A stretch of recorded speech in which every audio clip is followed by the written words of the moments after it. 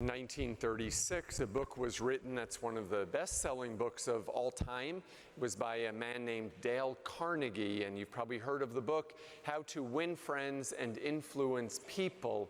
And in this book, which has sold over 15 million copies, he spoke about some guidelines and rules for relationship, whether it be professionally, whether it be in a personal way. And the book has gone through numerous reprints since then and been edited a number of times as well in order to speak to us today even more in our modern age.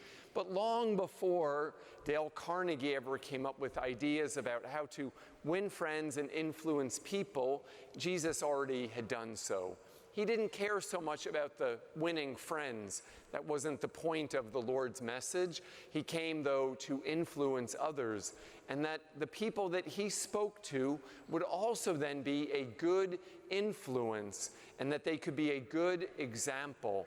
And this is very much what we have as we read from the 5th chapter of Matthew's Gospel. Now, last weekend we would have started reading from it, but it was the presentation of the Lord, so we kind of took a little bit of a veering off from the ordinary time Sunday into the presentation, but we return back to it today, next week, and the week after. So there's almost 4 Sundays that have the 5th chapter of Matthew's Gospel that is proclaimed. So it's an important chapter because it's where Jesus has the Sermon on the Mount, where he's speaking to the people, to a multitude of people, and he's teaching them. He's trying to influence them.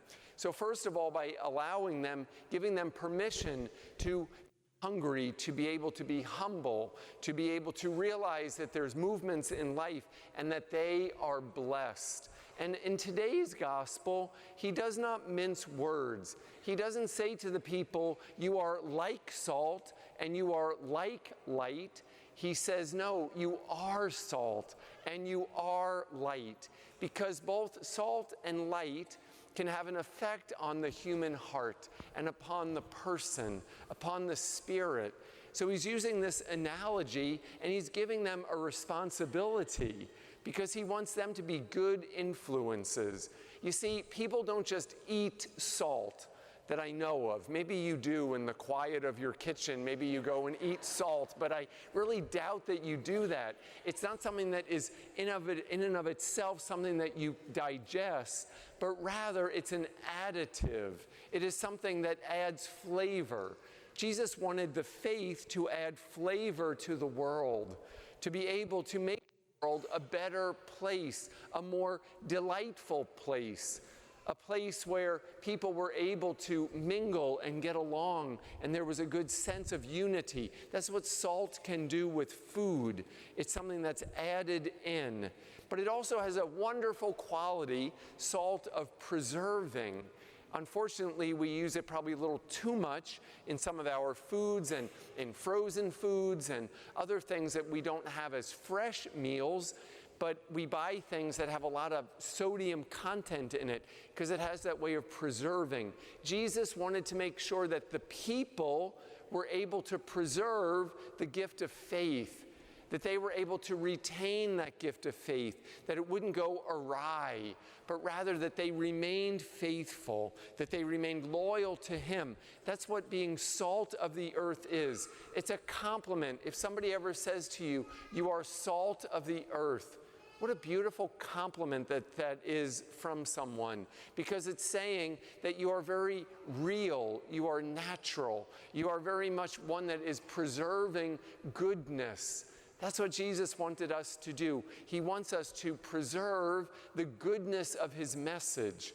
And so that way we can be an additive into the world. Our place in society should be adding flavor to the world, and a good flavor, not one that is dark or evil. Speaking of darkness, Jesus also said, you are the light of the world. And light is something that we need. People who live in very far north places, and they have parts of the year where they're almost in darkness. It's very difficult. It's very challenging for their lives. And so it affects them emotionally and spiritually.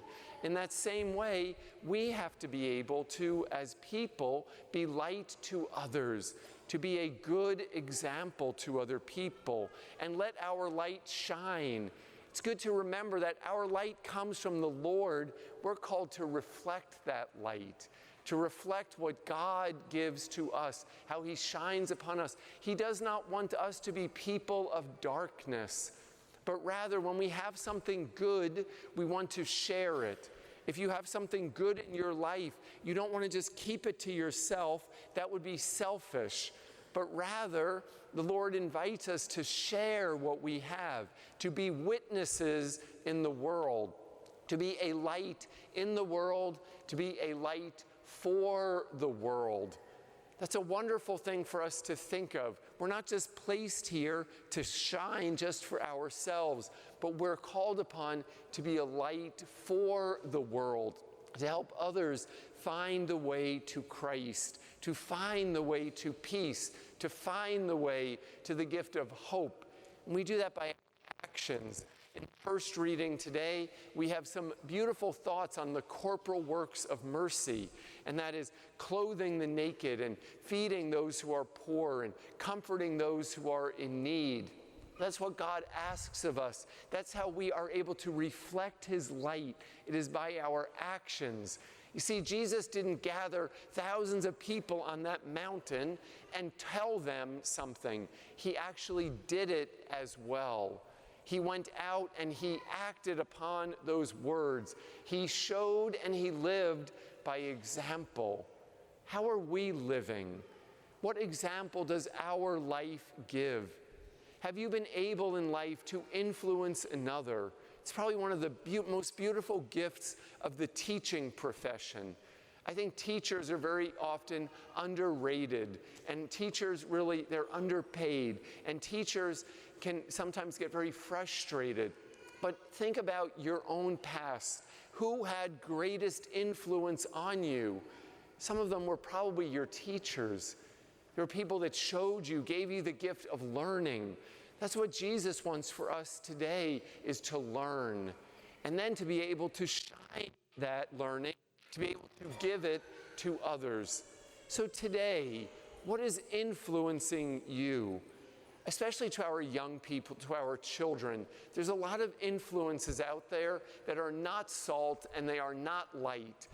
God wants us to stick to the basics, to be able to go and say, what is going to lead me to find peace, joy, and hope in the future? And along the way, we may make a few friends in the process, but most of all, may we be an influence on people. How awful would it be to get to heaven and God say, you were not a good influence on people. You did not spend your life influencing others in a beautiful and positive way. What He wants us to do is influence them in a way that brings others closer to Him, closer to the faith, making a little bit of heaven here on earth, that we may be able to live in His light and be salt for the earth.